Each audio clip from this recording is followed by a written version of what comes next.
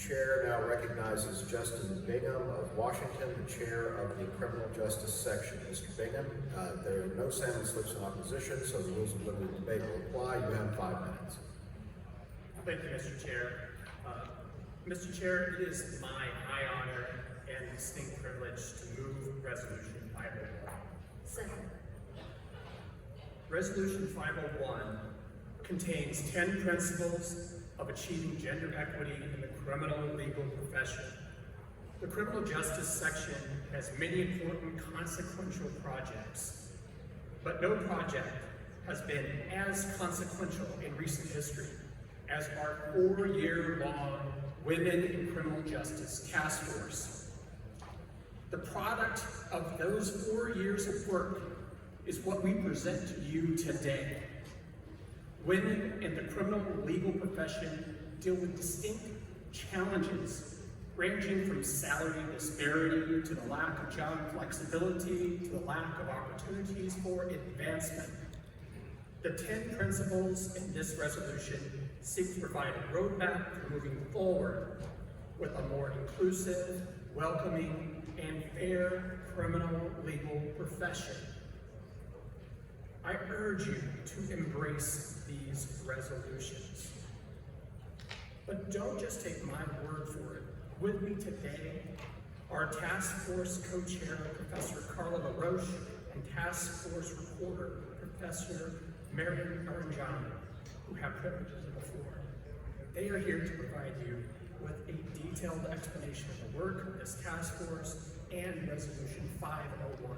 I urge you to vote in favor of 501. Thank you, Mr. Chair. Thank you, Mr. Bingham. The chair now recognizes Carla LaRoche of Virginia, with privileges of the floor, to speak in favor of Resolution 501. Ms. LaRoche, you have 2 minutes. Good morning. I am Carla LaRoche, an associate clinical professor at Washington and Lee, and I am the proud co-chair of the Criminal Justice Section's Women in Criminal Justice Task Force. And I ask you, and I urge you to support the Resolution 501. Practicing criminal law as a woman is like playing tackle football in a dress. Let that sink in. Those were the words of Andrea George, the executive director of the Federal Public Defender for Eastern Washington and Idaho. She began her testimony to our task force in Spokane, Washington, with that powerful observation. Since 2018, my wonderful co-chair, Tina Luongo, the chief attorney of the criminal defense practice of the Legal Aid Society, and I designed an intentional approach and process to investigate the experiences and challenges of women within the criminal legal system professionally. That included creating a task force comprised of women with intersectional, lived, and personal experiences. In addition, we appointed a remarkable reporter, Professor Miriam Aranjani, to document our work and lead the logistics of our ambitious mission. Thank you, Ms. LaRoche. Chair now recognizes Miriam Aranjani of the state of New Mexico, with privileges of the floor. You have 2 minutes. Tell it's my first time. Thank you, Chair. I am Miriam Aranjani. I have the privilege and honor of teaching at the University of New Mexico School of Law, and I also have served as reporter of this task force for the last 4 years. In addition to documenting our work, I helped to actualize the task force's goals by coordinating an in-depth process of 12 listening sessions all across the country, surveys of hundreds of criminal lawyers, and focus groups with criminal law leaders.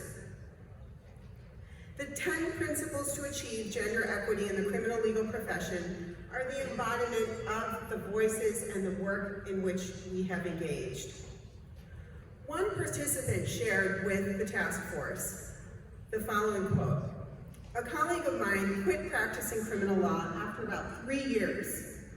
I am 65 and have been at this for 35 years, pouring heart, soul, and body into this. I feel I've been sprinting a marathon. What would it take to keep at it? Our section's answer to her, to all who testified before the task force, and to anyone who feels the same way, is this resolution. We appreciate the overwhelming support from numerous sections, commissions, and caucuses of the American Bar Association. We ask respectfully that you vote in favor of Resolution 501, and may it serve as a model to other sections and the profession at large. Thank you. Thank you. The chair now recognizes Elizabeth Kelly, Vice Chair of the Criminal Justice Section of the State of Washington, with privileges of the floor. Ms. Kelly, you have 2 minutes. Good afternoon. Not only am I a vice chair of the criminal justice section, but I am also an advisory board member of the Women's Task Force. You may be sitting in the audience thinking, it's 2023. Why do we need these 10 principles? You look around the room, and thankfully, you see many, many women.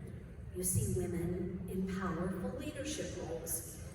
You think of all the women colleagues you have. You think of female associates and even partners in your firms. You think of the female judges in front of whom you appear. But we still need this resolution in 2023 for a couple of reasons. First and foremost, the criminal legal system does not look like this room, doesn't look like the American Bar Association. Many of us who practice day in and day out in criminal courts throughout this country will tell you that they are often the only female, or there maybe is only another one. This may not be so true in major metropolitan areas, but it's painfully true the deeper and the farther you go out across this country. Part of the reasons for the numbers we heard from countless women who testified are the unseen barriers, the microaggressions, the things that cause them to leave, and leave early, and leave permanently. Which leads to the second major point.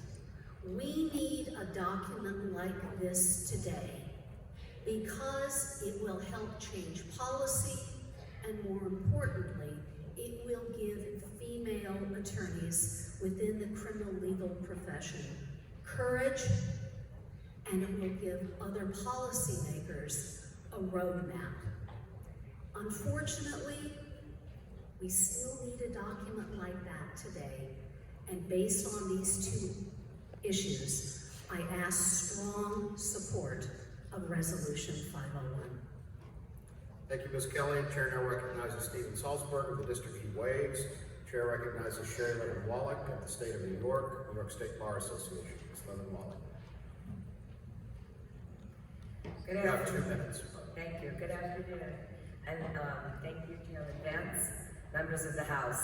I am Sherry Levin Wallach, the president of the New York State Bar Association. I am also the deputy executive director of the Legal Aid Society of Westchester County, New York.